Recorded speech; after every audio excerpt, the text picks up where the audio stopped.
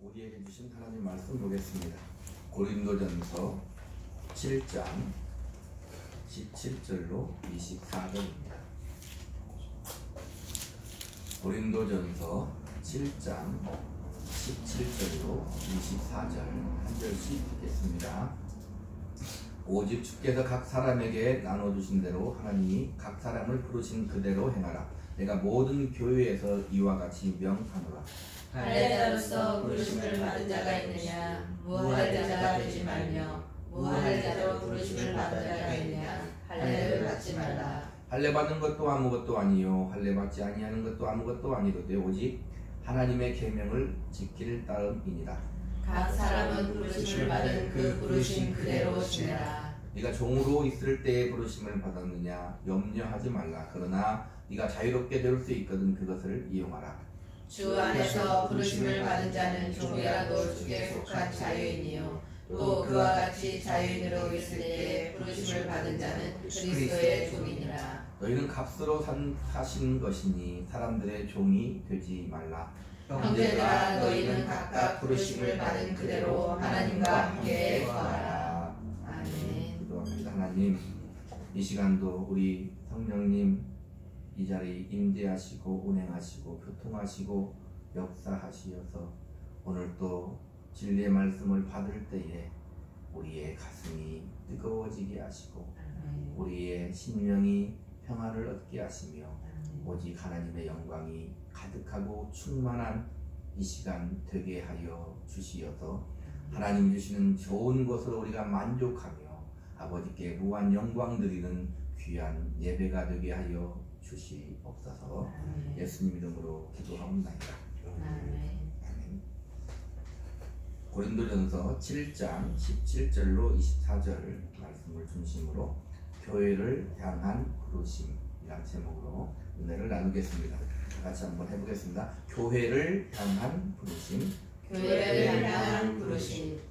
자, 바울은 본문 17절부터 24절에서 결혼과 앞부분에서 관계에 주어졌던 여러 교훈을 보다 넓게 확장시켜서 전반적인 삶의 문제에 적용시키고 있다. 앞부분을 받으면서 보다 전반적인 삶의 모든 보편적인 문제를 지금 다루고 있는 것입니다. 오늘 본문에서 중요한 구절은 17절에도 보니까 오직 주께서 각 사람에게 나눠주신 대로 하나님이 각 사람을 부르신 그대로 행하라. 20절에도 보면 각 사람은 부르심을 받은 그 부르심 그대로 지내라. 24절도 보면 형제들아 너희는 각각 부르심을 받은 그대로 하나님과 함께 거하라. 중요한 단어가 몇 가지 있는데 그 중에 하나는 뭐냐면 부르심 그대로. 부르심 불렀다는 거 하나님이. 그 다음에 그대로 행하라 말이 있고 또 하나는 하나님과 함께 거하라 이렇게 돼 있어요. 이게 중요한 구절이니까 머릿속에 넣고 이 시간 말씀을 드리면 이해가 더 빠를 줄로 믿습니다. 자, 이렇게 각 부르심을 받은 그대로 하나님과 함께 거하면서 행하라는 그 말은 뭐냐면 하나님께서 부르실 때의 상황이 영원히 고정되어 그대로 평생 있다 뭐 이런 의미가 아니라 어떤 형편이든지 하나님께서 부르실 때 그가 처한 그 상황도 그리스도인으로서 살도록 부르신 삶 속에서 하나님이 함께 하시고 의미 있게 하시고 역사하신다는 것을 말하고 있는 거예요. 바울은 본절을 통해서 그리스도인들이 부름받은 자리를 기억하고 그 안에서의 삶을 강조함으로써 앞에서 제기되었던 그리스도인과 비그리스도인의 배우자의 이혼에 대한 반대의 입장도 그 속에 같이 드러내는 것. 무조건 이혼하지 말고 그대로 잘 하나님과 함께 거하라 이렇게 말하고 있는 것입니다. 자, 왜 이런 문제가 이제 발생을 하게 됐냐면 당시를 생각해 보면 고린도 교인들은 하나님의 부르심으로 어떻게 되었냐면 쉽게 말하면 하나님의 자녀가 된 거예요. 그렇죠? 하나님의 자녀가 됐어요. 문제는 뭐냐면 그 하나님의 자녀 중에서 자유인도 있고 노예도 있고 그렇다 이 말입니다. 그러면 어떻게 되겠어요? 내가 이제는 하나님의 자녀가 되었다. 그러니까 나의 이 환경과 처지를 어떻게 하고 싶다. 바꾸고 싶다. 당연히 그렇게 생각할 수 있을 거다 이 말입니다. 또 그리스도인 배우자는 비그리스도인 배우자를 버리고 그리스도인의 노예는 주인의 권위를 거부하는 그런 것들 바꾸고 싶을 거라 이 말입니다. 그럴 수 있겠구나. 하지만 생각해 보세요. 노예로 있는데 그 신분을 왜 바꾸고 싶지 않겠어요? 그죠? 나는 신자고 내 배우자는 불신자야. 사는 게 너무 힘들어. 그럼 바꾸고 싶지 않겠어요? 그런 모든 문제에 대해서 바울이 잘 권면하고 경고하고 있는 내용이다 이 말입니다. 그래서 복음이 어떠한 사회적 지위나 관계와도 어떻게 할 수 있다? 공존할 수 있다. 그렇지 않으면 어떻게 해야 돼요? 따로 살아야 되는 거잖아요. 어디 딴 나라 가서 살든지 딴 곳에 가서 우리만 살든지 그렇게 해야 되지 않겠어요? 우리가 가만히 잘 생각해 보세요. 우리의 믿음이라는 것이, 우리의 신앙이 우리는 어떻게 생각하냐면 모든 환경을 바꿔야만 된다고 생각을 할 때가 많이 있다. 이 당시도 노예들은 얼마나 환경을 바꾸고 싶겠어요. 그죠? 근데 보세요. 신앙이라는 것은 내가 가진 모든 환경을 바꾸어서 내가 살기 좋고 내가 편한 대로. 그죠? 정치도 보세요. 대통령을 우리는 어떻게 생각해요? 예수 믿는 사람이 되면 너무 좋고 유토피아가 될 것 같은 그런 환상을 가지고 있잖아요. 그렇지 않다 이 말입니다. 그런 것보다는 뭐예요? 대부분은 우리가 주어진 환경에서 무엇을 해야 되는 거예요? 믿음을 가지고 이겨나가며 그 자신의 책임을 다해야 되는 거예요. 그렇게 생각하잖아요. 환경을 바꾸어서 내가 원하는 모든 것이 이루어지면 신앙이 좋다고 생각하는데 대부분은 그렇지 않다는 거예요. 물론 우리는 바꿔야 될 것들이 있어요. 자, 이 사회에서도 생각해 보세요. 우리 그리스도인들은 어떻게 해야 되는가? 신앙을 가졌는데 저 비신자들과 저 세상과 같이 살아야 되는가? 아니면 우리끼리 따로 살아야 되는가? 그런 문제가 성경에 있다 이 말입니다. 우리 어떻게 해야 된다고 지금 바울은 말하고 있는 거예요? 같이 살아야 된다 이렇게 말하고 있는 거다 이 말입니다. 자, 그래서 오늘날 우리 성도들도 자신의 신분이 변화되었다. 이 말은 뭐냐면 이제 하나님의 자녀가 되었다 이 말이에요. 우리 신분이 하나님의 자녀가 되었어요. 그리고 나서 내가 어떻게 살아야 되는가를 잘 생각해야 돼요. 그런 면에서 근신하며 깨어 기도하며 하나님의 뜻이 자세히 주의하여 무엇인지를 어떻게 살펴야 되는 거예요.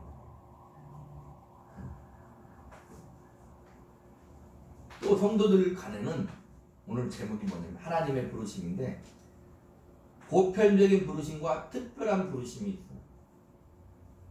보편적인 부르심은 뭐냐면 하나님이 나를 부르셔서 나를 예수 그리스도의 십자가의 보혈의 공로로 구원하시고 나를 하나님의 자녀 삼으시는 거. 신자로서의 부르는 거예요. 하나님. 너는 내 아들이야 라고 부르는 거. 그리고 또 특별한 부르심은 뭐예요? 그 중에서 특별히 하나님이 부른 사람들이 있어요. 간단히 얘기하면 주의 종들, 목사님들, 너 어디 가서 선교해? 선교사님들, 그 다음에 또 어떤 사람에게 어떤 특별한 것을 맡겨주는 그런 부르심이 있어요. 그럴 수 있어요. 오늘 본문은 뭘 얘기하냐면 보편적인 부르심에 대해서 얘기하고 있다 이 말입니다. 우리가 살아가고 있는 그 삶에 대해서 얘기하고 있다는 거예요. 자, 먼저 바울은 18절 19절 한번 보겠습니다. 같이 읽습니다. 할례자로서 부르심을 받은 자가 있느냐? 무할례자가 되지 말며 무할례자로 부르심을 받은 자가 있느냐? 할례를 받지 말라. 할례 받는 것도 아무것도 아니요 할례 받지 아니하는 것도 아무것도 아니는데 오직 하나님의 계명을 지킬 따름이니라. 성도로 부르심을 받았을 때에 그 첫 번째 권면을 지금 바로 할례자와 무할례자의 경우를 가지고 예를 들어서 말하고 있는 거예요. 근데 바울은 뭐냐면 할례 받는 것, 무할례 받는 것 그것은 별 상관할 바가 아니다. 자, 바울에게 있어서 그리스도의 사랑 안에서 거하는 자들에게 할례자나 무할례자의 구별이 무의미하게 되었다는 것. 왜? 할례와 무할례에 상관없이 뭐가? 예수 그리스도만이 진리라는 것. 오늘은 우리가 말할 때 지금 할례자, 무할례자 쉽게 얘기하는데 그 당시에는 이런 문제가 엄청나게 큰 문제였다 이 말이에요. 앞부분에서 살펴봤을 때 바울의 신학이 뭐라 했어요? 자유롭다 했어요. 자유로운 거예요. 내가 자유자가 아니냐. 바울이 이렇게 말한다 이 말입니다. 사도행전 16장 3절에 보면 바울이 그를 데리고 떠나고자 할 때 그 지역에 있는 유대인으로 말미암아 그를 데려다가 할례를 행하니 이는 그 사람들이 그의 아버지는 헬라인인 줄 다 알미르라. 바울이 유대인으로 말미암아 그를 데려다가 할례를 행했다고 그래. 그런데 갈라디아서 2장 3절에 보니까 그러나 나와 함께 있는 헬라인 디도까지도 억지로 할례를 받게 하지 아니하였으니 그래. 어디는 받고 어디는 안 받고. 바울은 뭐냐면 갈라디아서 5장 6절에 그리스도 예수 안에서 할례나 무할례나 효력이 없으되 사랑으로서 역사하는 믿음뿐이니라. 안 받아도 되는 거예요. 그런데 복음을 위하여 받는다고 해서 그것이 뭐 그렇게 꺼리끼는 것이 아니다 이 말입니다. 유대인으로 말미암아 그를 데려다가 할례를 행했다는 거예요. 그런데 디도는 하지 않았다 이 말입니다. 7장 본문 20절에 뭐라고 합니까? 각 사람은 부르심을 받은 그 부르심 그대로 지내라는 거예요. 할례를 받았다 그러면 이걸 어떻게 하지? 난 할례 안 받아도 되는데 그러지 말고 안 받았다 그러면 다시 할례를 받으려고 하지 말고 예수 그리스도 안에서 사랑으로서 역사하는 믿음뿐이니라. 그게 계명이다 이 말입니다. 예수 그리스도 안에 있는 사랑으로 역사하는 믿음이 그 계명이다 이 말이에요. 계명을 지킬 따름이니라. 오직 하나님의 계명을 지킬 따름이니라가 그 예수 그리스도 안에 있는 믿음인 거예요. 그래서 자유로울 수 있다. 여기서 더 뛰어넘는 이런 거죠. 할례를 하던 안 하던 자유로울 수 있다는 거잖아요. 그러면 우리가 어디까지 나아가야 돼요? 우리는 예수 그리스도 안에서 자유로울 수 있어야 돼요. 믿음으로. 세상에서 내가 살면서 자유로울 수 있어야 돼요. 내가 처한 환경에서 자유로울 수 있어야 돼요. 내가 세상의 가치관으로 봤을 때 내가 안 좋은 형편에 있어. 그래도 절망하거나 애통하거나 곡하거나 그러지 말고 뭘 해야 돼요? 자유로울 수 있어야 돼요. 이 말은 생각 없이 사세요 그게 아니에요. 그리스도 예수 안에서 믿음으로 자유함을 누려야 된다 이 말입니다. 그리스도 예수 안에서 믿음으로 자유란 말은 뭐냐면 하나님이 우리를 향한 그 사랑과 은혜 안에서 진리 안에서 자유함을 누리라. 세상에 어떠한 것을 우리가 취하지 못하여서 애통하거나 슬퍼하지 말라. 우리는 대부분이 그래요. 나도 마찬가지고 신자들은 예수를 믿는데 할례나 무할례나 효력이 없으되 사랑으로서 역사하는 믿음뿐이니라. 이게 하나님의 계명이에요. 거기에서 자유함을 누려야 되는데 우리는 자유함을 못 누려요. 뭐 때문에요? 정과 욕 때문에. 아직도 성경은 우리에게 정과 욕을 주님과 함께 십자가에 못 박았다고 말하지만 우리는 아직도 정과 욕을 십자가에 다 못 박은 거예요. 그러니까 세상을 바라보고 나를 바라보고 애통하고 절망하고 울고 그러는 거예요. 빈곤이나 이런 것들이 다 무엇입니까? 대부분은 상대적 빈곤이 더 많은 거예요. 다른 사람보다 더 갖지 못해서, 더 누리지 못해서 그런 거다 이 말입니다. 그래서 우리에게 적용하면 내 자리에서 무엇을 위해 어떻게 사느냐가 중요하다 이 말입니다. 내가 어떤 지위에서 어떤 지위를 가지고 사는 것이 중요한 게 아니라 내 자리에서 무엇을 위해 어떻게 사느냐가 중요해요. 어떻게 살아야 돼요? 믿음을 가지고 살아요. 하나님 마음에 합하게 살아야 된다 그 말이에요. 하나님 말씀대로 살아야 된다 그 말이에요. 그러니까 우리는 어떤 지위든 어떤 목표든 어떤 것을 위해서는 다 뭐 때문에 하는 거예요? 예수 그리스도 안에 있는 믿음 때문에 하는 거예요. 그것을 위해 세상 위에 군림하려고 하는 것이 아니라 하나님 아버지의 계명을 지키려고 예수 그리스도 안에 있는 믿음을 가지고 무엇을 하려고? 세상을 섬기려고 하는 거예요. 신앙은 그렇게 어려운 것이 아니에요. 근데 우리는 그걸 잊어먹어요. 신앙생활을 많이 했다고 안 잊어먹는 게 아니에요. 그걸 다 잊어먹어. 오히려 신앙 연조가 오래될수록 자기도 모르는 정과 욕이 있을 수 있다는 것을 우리는 잘 알아야 된다 이 말입니다. 자, 그래서 우리는 우리 자리에서 무엇을 위해 어떻게 살아야 되는 거예요. 7장 21절 한번 같이 읽겠습니다. 시작. 네가 종으로 있을 때 부르심을 받느냐 염려하지 말라. 그러나 네가 자유롭게 될 수 있거든 그것을 이용하라. 자, 지금 종으로 살고 있는 사람들, 노예들은 해방을 받고 싶은데 종으로 있을 때 부르심을 받았느냐? 그대로 살라는 거예요. 염려하지 말라. 우리 간단히 아멘, 여기서 얼마든지 아멘 할 수 있잖아요. 아멘, 하나님 말씀이니까 당연히 아멘 해야 되는데 생각해 보세요. 종으로 살 수 있어요?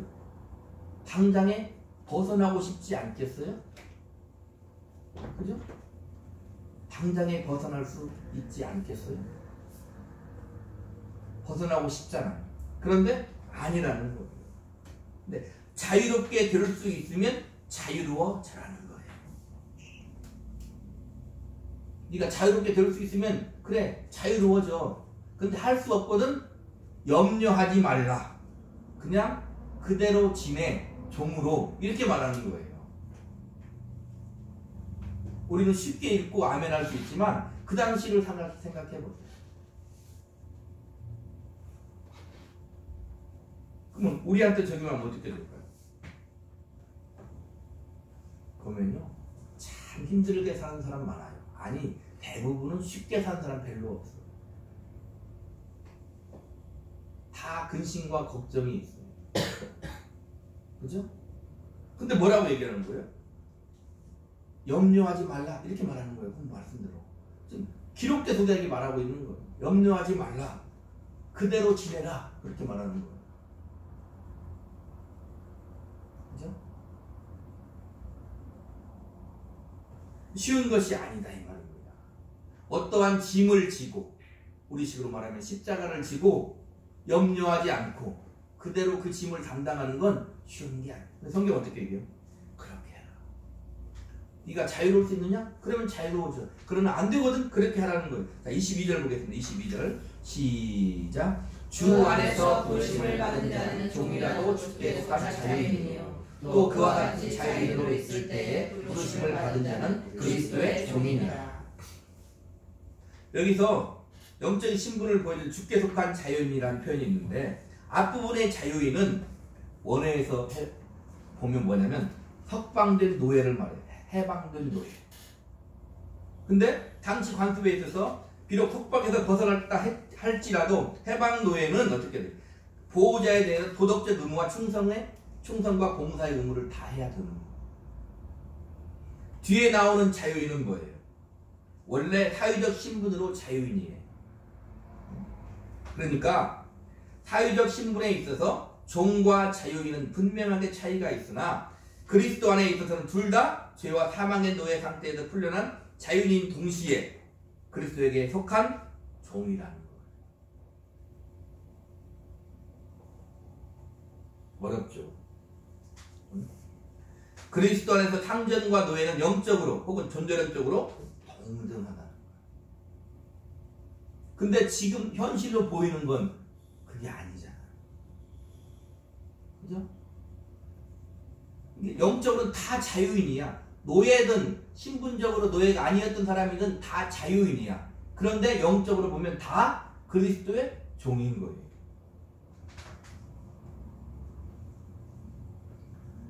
드라마 중에 미스터 션샤인이라는 드라마가 있어요.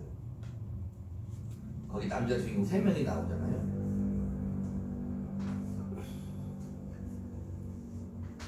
첫 번째 주인공이 누구냐면 유영석이죠. 본문에서는 구동매.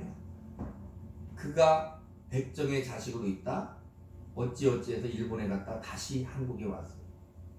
오늘날로 말하면 조폭의 두목이 된 거잖아요. 와서 제일 먼저 한 게 뭐예요? 자기 부모를 죽인, 나를 무시하고 사람들을 어떻게 했어요? 다 죽였어요. 그 뒤에는 우리 식으로 말하면 착한 사람이잖아요. 근데 처음 와서 한 일이 뭐냐? 다 죽였어. 또 하나의 주인공이 누구냐면 이병헌이, 요진철. 그도 부모가 죽임을 당하고 미국에 가서 다시 한국에 미군 장교로서 오잖아요. 근데 이병헌은 어떻게 했어요? 죽이지 않았어요. 둘이 만나서 얘기를 해요.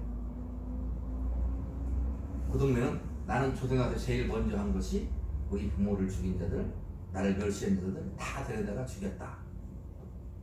너는 그럴 수 있는데 왜 죽이지 않았니? 물어보는 거예요. 이병헌한테. 이병헌이 뭐라고 얘기합니까? 나도 그러고 싶었다. 그러나 우리는 어떤 시대에 살고 있다? 나는 지금 선택할 수 있다. 죽일 수도 있고 죽이지 않을 수도 있다는 거예요. 거기에서 어떻게? 나는 죽이지 않았다. 그걸 선택했다는 거예요. 자기 부모들은 노예로 있을 때는 어떻게? 그걸 선택할 수 없었어요. 죽이려고 할 때 자기가 살 수 있거나 죽거나 그걸 선택해서 한 게 아니라 선택을 못하고 그냥 천민으로서 종으로서 죽었어요. 그러나 나는 지금 그렇지 않다. 나는 내가 선택할 수 있다. 그게 뭐예요? 자유인이라 이 말입니다. 그게 뭐예요? 그리스도 안에 있는 종이다 이 말이에요. 자유인으로서 그리스도 안에 있는 종으로서 내 부모를 죽인 자를 내가 하나님의 뜻대로 어떻게 죽이지 않았다 이 말입니다. 우리 식으로 해석하면. 그 극 중에서 이병헌을 다른 말로 어떤 누구라고 얘기해요? 고귀하고 위대한 자유. 고귀해요? 고귀하고 위대한 자유. 그게 자유인이면서 그리스도의 종인 자다 이 말입니다. 자, 바울은 그 당시 노예제도를 완벽하게 옹호한 그런 것이 아니라 그리스도 안에서 영적 자유의 정도가 사회적 정치적인 질서의 전복을 통해서 획득하는 자유의 정도를 훨씬 능가한다. 따라서 영적 자유에 초점을 맞추어서 이걸 강조했던 것. 그죠? 신학도 무슨 신학이 있어요? 해방 신학이 있어요.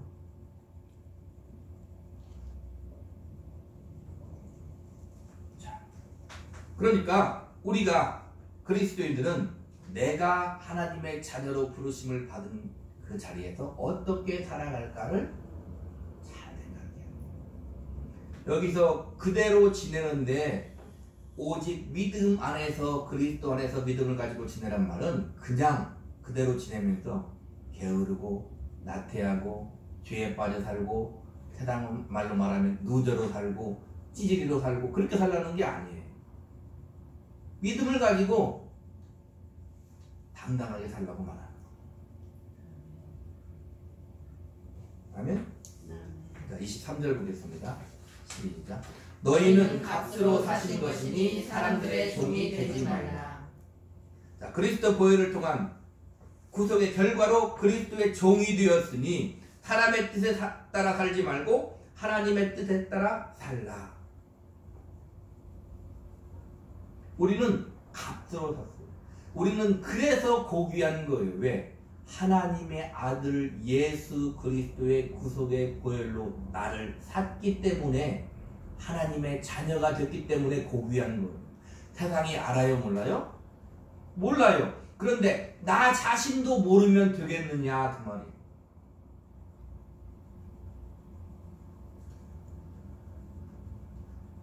딱 바라보면 우리는 뭐가 있어야 돼요?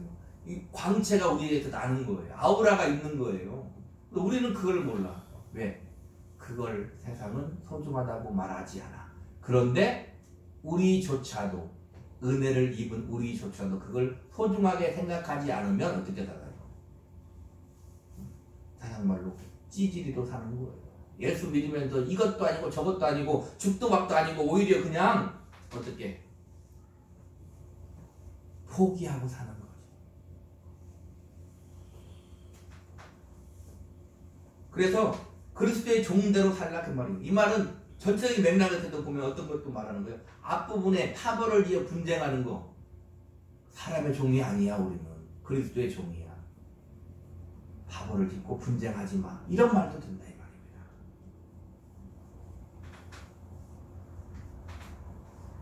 또한 고린도 교회의 결혼이나 노예제도, 그리고 종교적인 관습, 할례와 우상, 또 우상의 재물 먹는 문제, 또 여성들이 예배할 때 두건을 쓰는 문제, 이런 것들도 사람이 생각이 아니라 그리스도의 종으로서의 관점에서, 영원한 관점에서 우리는 생각을 해야 된다는 거예요. 보세요. 우리가 살아가면, 신자로서 살아가면은 얼마나 세상이 불의하고 얼마나 우리에게 세상이 위해를 가하려 하고, 주님 말대로 일이 입속에 양이 들어가는, 양이 먹임을 당하는 그런 형국의 삶을 살잖아요. 거기에서 어떻게 하나님의 뜻에 따라 사는 것은 쉬운 문제가 아니라는 것입니다. 우리 24절 보겠습니다. 24절 시작. 형제들아, 너희는 각각 부르심을 받은 그대로 하나님과 함께 거하라. 여기서도 아까도 얘기했지만 중요한 단어가 뭐냐면, 첫 번째 부르심, 각각 부르심이에요. 그 다음에 그대로, 그 다음에 중요한 게 하나님과 함께. 오늘 제목 뭐냐면 하나님의 부르심이에요. 여기서 함께로 번역된 파라는 곁에 옆에라는 뜻을 가진 말인데, 하나님과 함께하는 또는 하나님의 곁에 있는, 이런 의미를 가지고 있어요. 이게 노예이든 자유자이든 성도라면 누구든지 하나님과 함께하는 사람임을 강조해서 그들이 처한 상황 속에서 그리스도와 함께 참 자유를 누리며 종으로서 주님을 섬기는 삶을 살 수 있다. 아까 계속 얘기하지만 노예예요, 그 당시에. 근데 참 자유를 누리며, 이렇게 말해요. 쉽겠냐 이 말입니다. 쉽지 않다 이 말입니다. 우리 그리스도인들도 세상에서 한번 떵떵거리며 살고 싶잖아요. 그죠?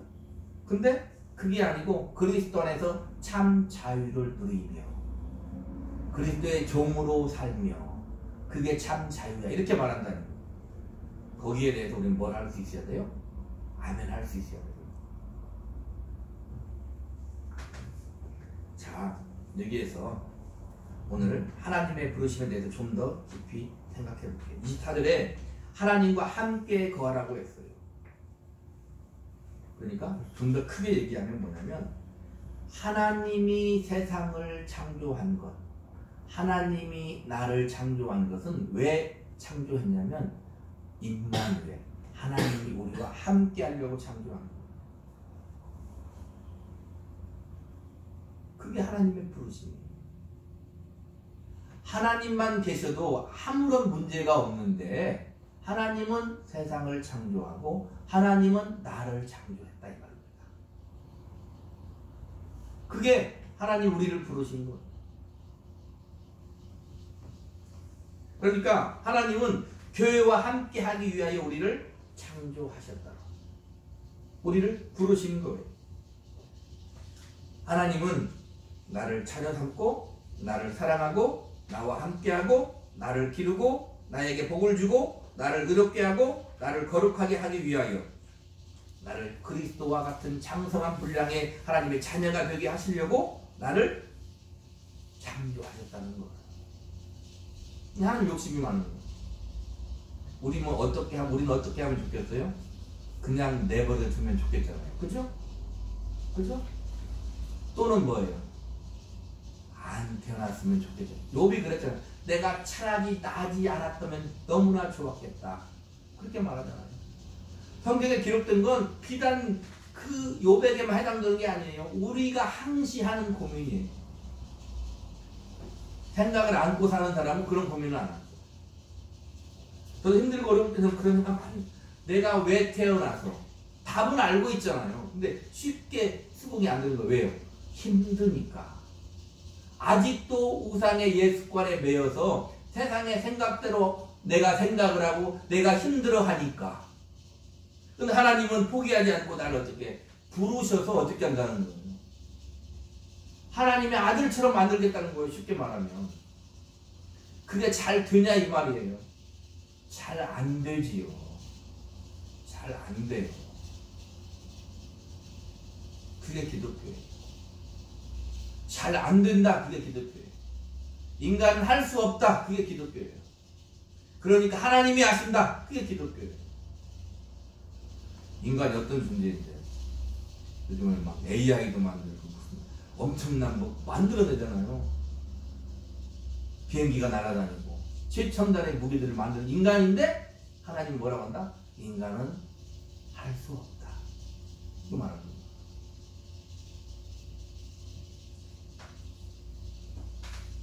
그게 하나님의 부르심이에요. 대초에 하나님만 계셔도 돼요. 대초에 말씀이 계시니라. 이 말씀이 하나님과 함께 계셨으니 이 말씀은 하나님이신데 그 하나님이 하나님으로만 계셔도 되는데 우리를 부르셔. 그게 하나님의 참으로. 마태복음 1장 21절 23절에 아들을 낳으리니 이름을 예수라 하라. 이는 그가 자기 백성을 그들의 죄에서 구원할 자이심이라 하니라. 이 모든 일이 된 것은 주께로 선지자로 하신 말씀을 이루려 하심이니 이르시되 보라 처녀가 잉태하여 아들을 낳을 것이요 그의 이름은 임마누엘이라 하리라 하셨으니 이를 번역한즉 하나님이 우리와 함께 계시다 합니다. 보세요. 구속사적으로 우리 주님이 이렇게 사람으로 오셔서 십자가에 죽으시고 부활해야 우리를 구원하기 때문에 사람으로 오시는 거예요. 근데 조금 더 넓게 생각하면 이거죠. 하나님 자신이 창조한 사람의 모습으로 이 땅에 와서 우리 사람과 똑같이 우리와 함께 울고 우리와 함께 슬퍼하고 우리를 안아주고 우리를 위로해주고 사시려고 이 땅에 오신 거예요. 마치 이렇게 말하는 것 같지 않아요? 너 살기 힘들지? 너만 그런 게 아니야. 내가 너와 같이 살아봤어. 그리고 지금 너와 함께 임마누엘 함께 하고 있어. 이렇게 말하는 것 같지 않아요? 나는 어떻게 했는지 아니? 땀방울이 핏방울 같이 기도했어. 심한 통곡과 눈물로 간구와 기도를 하나님 아버지께 올렸어. 너희와 함께 사람으로 살기 위하여, 임마누엘 하기 위하여. 이렇게 말하는 것 같지 않아요?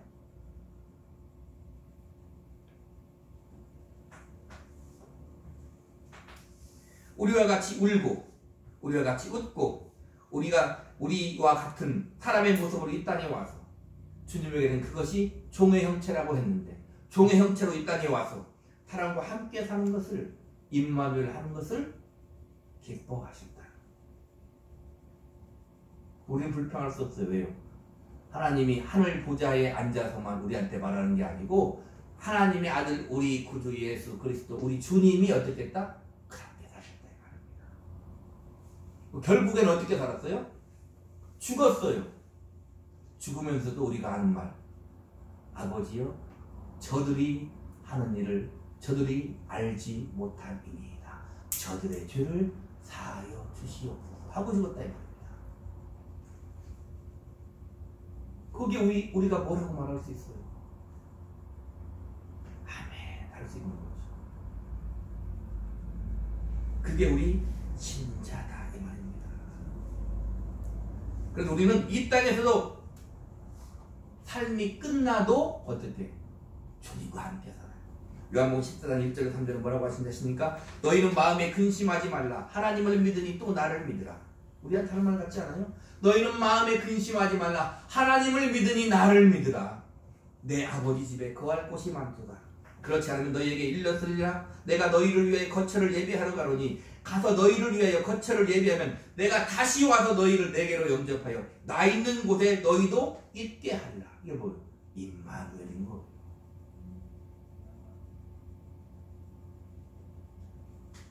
우리는 이 땅에서 쇼부를 보고 싶잖아요. 이 땅에서 멋지게 살고 싶잖아요. 멋지게는 하나님 뜻대로가 아니라 내 마음대로 멋지게 한번 살아보고 싶잖아요. 그게 우리 신자들 속에도 있어요. 그러나 주님 말씀대로 내 원대로 마시고 아버지의 원대로 되기를 원합니다. 기도하는 거예요. 땀방울이 빗방울이 되도록. 얼마나 힘들어요.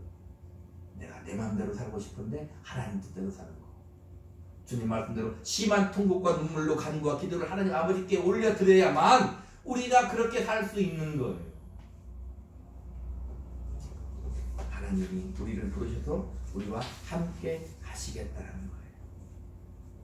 자, 오늘 설교를 들었으니까 그런 의미에서 이 말씀을 보면서 오늘 말씀을 마치도록 하겠습니다. 계시록 21장 하나 참 필요합니다.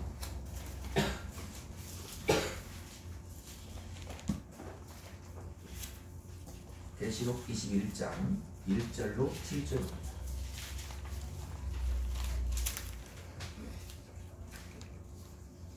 계시록 21장 1절로 7절 생각하면 듣겠습니다. 시작. 또 내가 새하늘과 새 땅을 보니 처음 하늘과 땅이 없어졌고 바다도 다시 있지 않더라. 또 내가 몸에 거룩한 성 새 예루살렘이 하나님께로부터 하늘에서 내려오니 그 준비한 것이 신부가 남편을 위하여 감별한 것 같더라. 내가 들으니 보좌에서 큰 음성이 나서 이르되 보라 하나님의 장막이 사람들과 함께 있음에 하나님이 그들과 함께 계시리니 그들은 하나님의 백성이 되고 하나님은 친히 그들과 함께 계셔서 모든 눈물을 그 눈에서 닦아주시니 다시는 사망이 없고 애통하는 것이나 혹하는 것이나 아픈 것이 다시 있지 아니하니 처음 것들이 다 지나갔음이로라.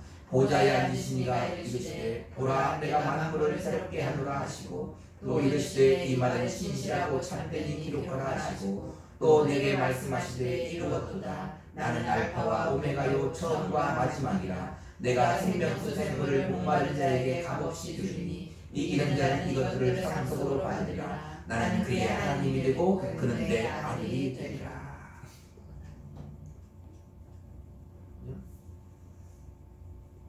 자, 설교를 준비하면서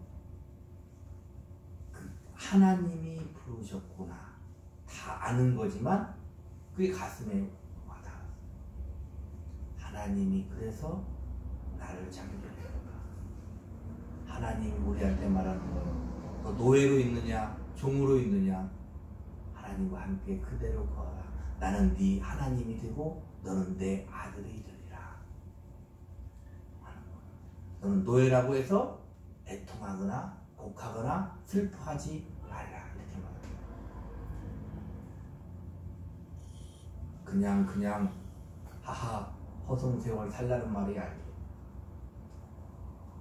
그러니 우리는 더욱더 어떻게 가지고 살아야 돼? 믿음을 가지고 살아야 돼. 내게 주어진 상황에서 믿음을 가지고 열심히 성실하게 살아야 돼요. 하나님 말씀대로. 그래서 어떠한 것을 이루면 그게 하나님이 부르신 거예요. 그 자리가 하나님이 부르신 거예요. 그 자리에서 내가 자유인인데 자유인이면서 난 그리스도의 종이 되어서 내게 주어진 삶의 사명을 살아내야 되는 거예요. 우리 주님이 그렇게 하신 것처럼. 아멘. 하나님의 부르심의 뜻이 무엇인지를 밝히 알고 주어진 삶에서 하나님과 함께 믿음을 가지고 구하며 한 걸음 한 걸음 저 천성을 향하여 승리의 발걸음을 들이시기를 우리 구주 예수 그리스도의 이름으로 간절히 축복합니다. 기도하겠습니다.